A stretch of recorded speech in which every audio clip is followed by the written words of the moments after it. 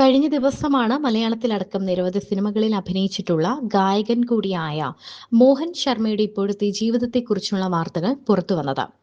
ആരും സഹായിക്കാനില്ലാതെ രോഗം കൊണ്ട് വലയുന്ന മോഹൻ തമിഴ്നാട്ടിലെ ഒരു വൃദ്ധസദനത്തിലാണ് ഇപ്പോൾ അഭയം തേടിയിരിക്കുന്നത്. ഒരു കാലത്ത് കോടികൾ ആസ്തിയുള്ള താരമായിരുന്നു അദ്ദേഹം. നടി ലക്ഷ്മിയുടെ മുൻ ഭർത്താവും നടി ഐശ്വര്യയുടെ വളർത്തച്ഛനുമാണ് അദ്ദേഹം. ഇപ്പോഴിതാ മോഹൻ ശർമ്മയെക്കുറിച്ച് മീഡിയകളിൽ പ്രത്യക്ഷപ്പെട്ട കുറിപ്പുകൾ ശ്രദ്ധ നേടുന്നു. യൂണിഫോം വരെ തേച്ച് ഭക്ഷണം ഉണ്ടാക്കി തന്ന് റെഡിയാക്കി സ്കൂളിൽ വരെ വിട്ടിരുന്ന ഒരാളെ ഐശ്വര്യയെങ്കിലും മറക്കരുതായിരുന്നു എന്നാണ് ഫേസ്ബുക്ക് യൂസറായ റഫീല നിസാർ അഹമ്മദിന്റെ കുറിപ്പിൽ പറയുന്നത്. വഴക്കിട്ട് ഒരു രാത്രിയിൽ നടു റോഡിൽ ഭർത്താവ് ഉപേക്ഷിച്ചുപോയ ലക്ഷ്മിയെ വിവാഹം ചെയ്തു.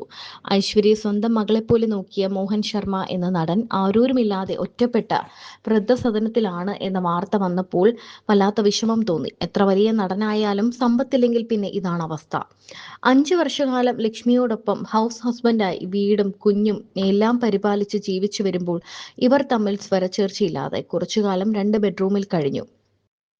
ഭാര്യയ്ക്ക് മറ്റൊരു ബന്ധമുണ്ടെന്നറിഞ്ഞ് പെട്ടിയും എടുത്ത് ഇറങ്ങിപ്പോവുകയായിരുന്നു മോഹൻ.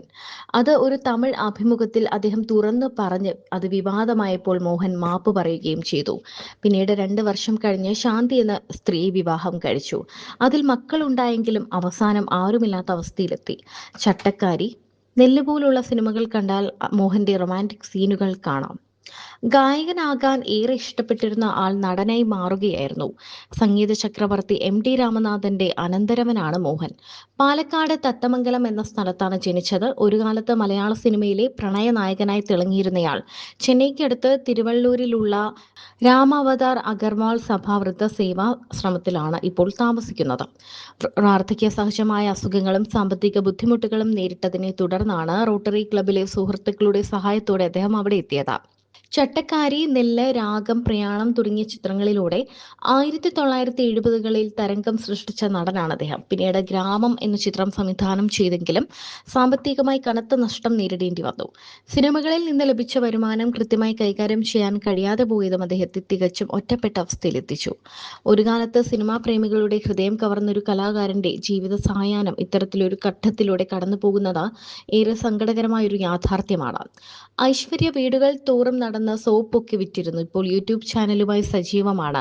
നല്ല നടീനടന്മാർക്ക് സിനിമയിൽ അവസരം പോലും കൊടുക്കാത്ത, അല്ലെങ്കിൽ കഷ്ടപ്പെടുമ്പോൾ സഹായിക്കാത്ത മനസ്ഥിതി സിനിമാ മേഖലയിൽ മാത്രമാണുള്ളതെന്ന് തോന്നുന്നു.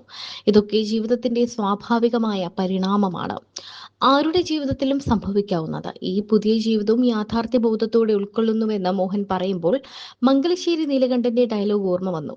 അനായാസേന മരണം എന്നൊക്കെ പറയുന്ന തത്വചിന്തകമായ വരികൾ. അവിടെ ഭക്ഷണം സൗജന്യമാണ്, മരുന്നിനുള്ള കാശ് കണ്ടെത്തണം എന്നതാണ് ടാസ്ക്. സിനിമ കണ്ട് ആർപ്പ് വിളിക്കുന്നവരോ അല്ലെങ്കിൽ അവരുടെ പണം പറ്റി വളർന്നവരോ ഒന്നും അവസാന കാലത്ത് സഹായിക്കാൻ ഉണ്ടായെന്ന് വരില്ല. പണമില്ലാത്തവർ പിണം എന്ന് തന്നെയാണ് സത്യം. അവരെപ്പോലെയുള്ളവർ യൂട്യൂബ്, ഫേസ്ബുക്ക് പേജുകൾ തുടങ്ങി എന്തെങ്കിലുമൊക്കെ ചെയ്തിട്ടാൽ പോലും ജനങ്ങൾ സപ്പോർട്ട് ചെയ്യും, കാശും കിട്ടും. പക്ഷെ അതിനെക്കുറിച്ചൊന്നും ഒരുപക്ഷെ അറിയില്ലായിരിക്കാം. അങ്ങനെയുള്ള ഹെൽപ്പെങ്കിലും ഐശ്വര്യയ്ക്ക് ചെയ്യാമായിരുന്നു.